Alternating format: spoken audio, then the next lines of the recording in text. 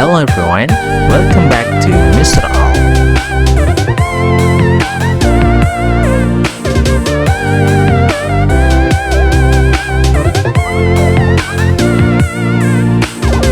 Hello ladies and gentlemen.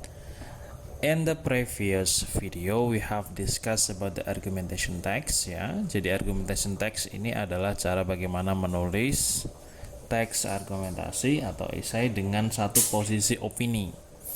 Kalau dalam opini itu kan ada pro dan kontra, maka argumentation ini misalkan saya setuju dengan sebuah topik atau saya tidak setuju dengan sebuah topik. Nah, sekarang kita akan mendiskusikan tentang discussion text, di mana discussion text ini mendiskusikan dua hal yang berbeda dalam satu teks, yakni hal yang pro dan kontra terhadap sebuah topik yang kita tulis dalam tulisan kita.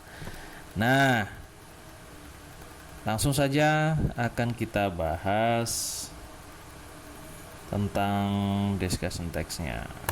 Oke,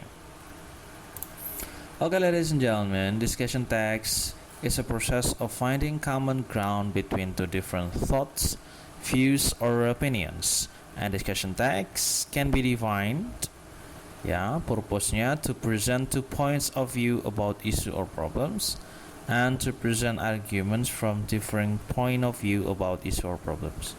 Jadi bedanya discussion text dengan argumentation adalah kalau argumentation itu kita ingin mencari pembenaran yang memperkuat pendapat kita. Kalau discussion kita melihat sebuah isu ini dari dua sisi ya, dari dua sisi kontra dan pro. Nah, nanti bisa kita lihat di generic structure-nya seperti apa. Oke, kita bisa lihat di generic structure dari sebuah discussion text. Yang pertama itu paragraf pertama adalah isu. Di bagian isu ini dia stating the issue which is to discussed. Kemudian dia beri argumen pro, presenting the point in the supporting the presented issue, dan argumen kontra, presenting other points which disagree to the supporting points. Jadi perbedaannya dengan argumentative writing ada di sini. Kalau di sini kalau argumentatif hanya ada argumen pro pro semua, argumen satu pro, 2 pro, 3 pro gitu kan. Sedangkan di discussion text itu ada dua argumen yang coba ditulis, yaitu pro dan kontra.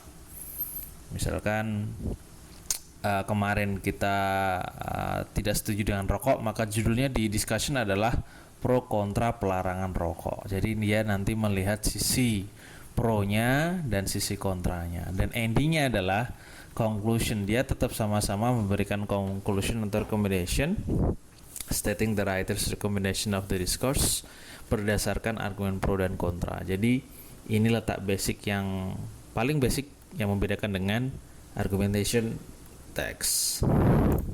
Nah, linguistic features yang ada di discussion text itu seperti ini. Dia using thinking verb, feel, hope, believe, dan sebagainya. Dan dia menggunakan contrastive conjunction seperti however, on the other hand, but, in other side, although, dan sebagainya. Karena dia kan membandingkan pendapat pro dan kontra. Kemudian dia biasanya using modalities seperti must, should, could, may, and then using it for a bill of manner seperti deliberately, hopefully, etc. Dan yang paling utama adalah dia menggunakan simple present tense. Oke, ladies and gentlemen, sekarang kita lihat contoh dari sebuah discussion text. Cut.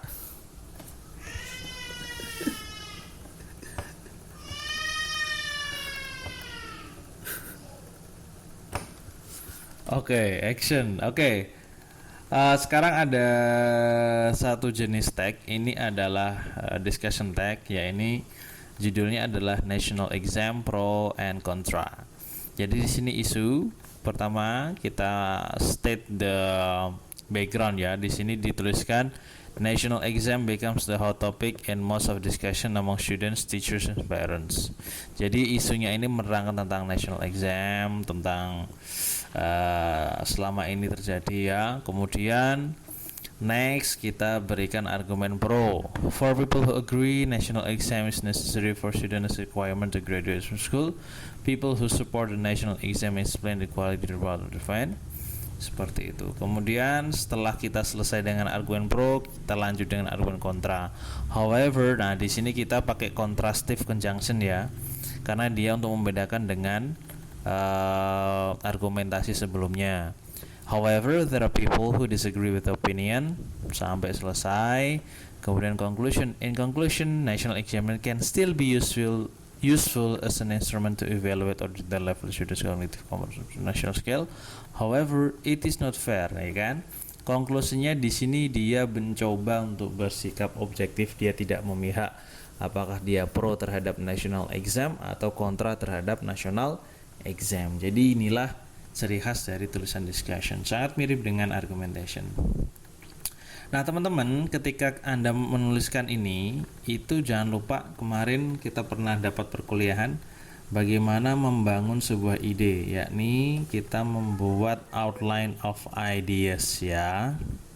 Outline ideas seperti discussion berarti ada 4 ya. Pertama isu, kemudian argumen pro-nya apa aja, argumen kontranya apa aja, dan conclusion. Tentu argumen pro ini tidak harus 1, bisa 2, bisa 3, dan kontra juga bisa 2, bisa 3, sesuai dengan argumentasi yang akan kita elaborasi.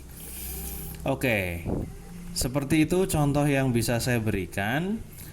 Nah, yang paling bagus adalah kalau kita bisa latihan menulis discussion text. Okay, for the homework, please create a discussion text with 3 topic and title. The writing must have academic content by giving the proof of evidences. Jadi silakan nanti argumen pro dan kontranya harus menyertakan data ya, bisa dari data surat kabar, media, jurnal, atau data yang lainnya. Practical or theoretical. Kalau practical berarti surat kabar, theoretical berarti journal articles. Oke, saya kira begitu. Thank you so much for your attention untuk pembelajaran discussion text. See you on the next video.